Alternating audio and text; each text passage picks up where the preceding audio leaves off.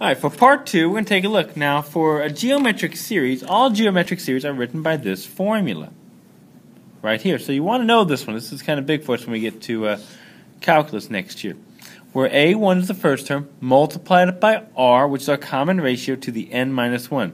The nth term minus 1. So if we take a look here, we want to write an expression for the nth term of a geometric sequence below. Whoop, that should be geometric sequence, not form series. There we go.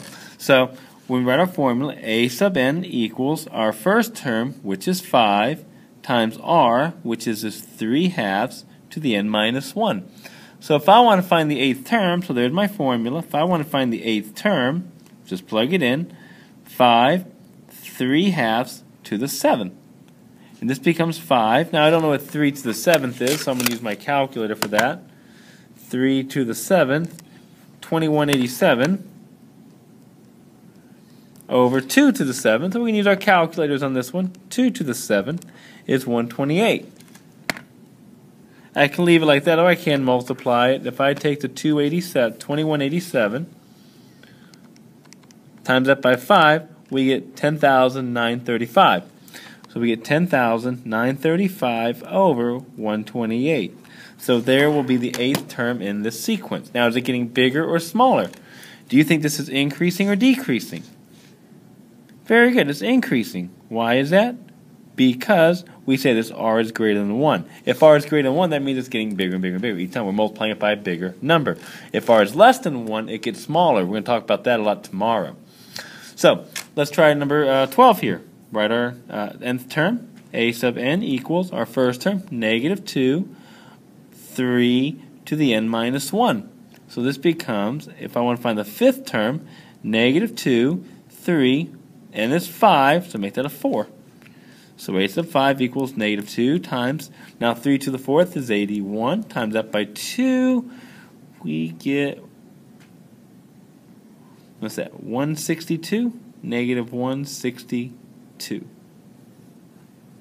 And there's our answer. Very easy to do these. Let's try number 13 here. Let's write out a term. A sub n equals my first term, which is 100, times r, which is pi to the x to the n minus 1. So there's my equation. Yuck. If I want to find the 4th term in the sequence, 100 pi to the x to the 3rd, which becomes 100 pi to the 3x.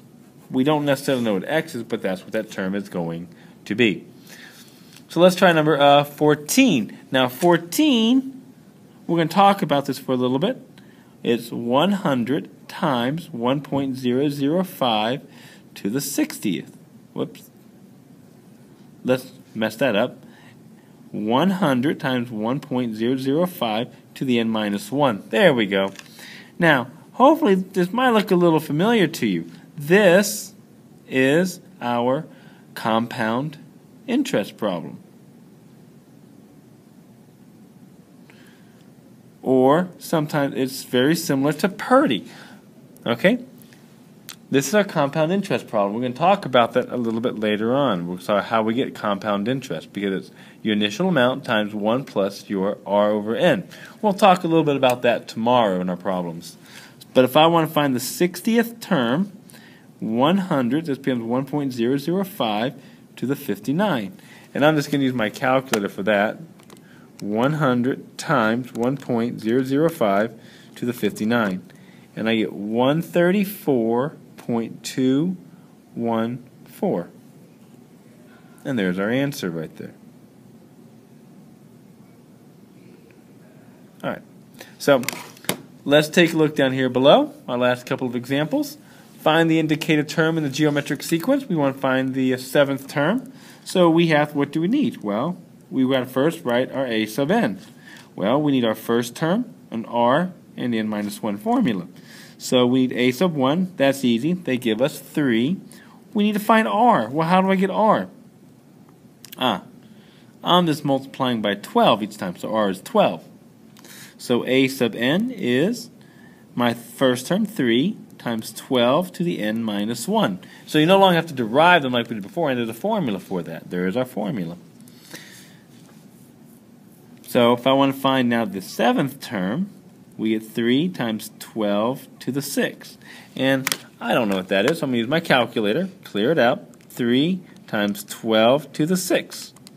Oh, wow, big number. Okay, 8 million.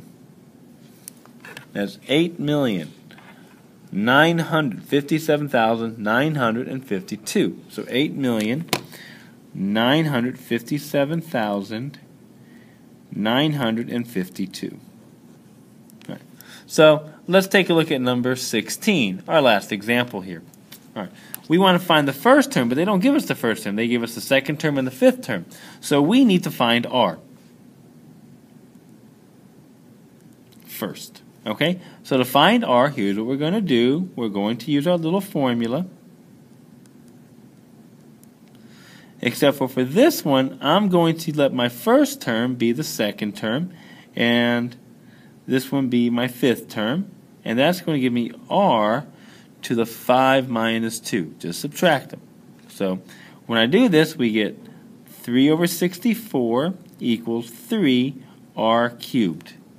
Doing a little bit of algebra, divide by 3, we get 1 over 64 equals R cubed. Therefore, the cube root of R of 164 is 1/4. So we have our R value. And now I can use my formula. Use my formula again. A sub 1, R to the n minus 1, plug it all in. Now I'm going to use my second term this time to get my first term. R is my 1/4 to the n minus 1. Since I'm letting n be 2, 2 minus 1.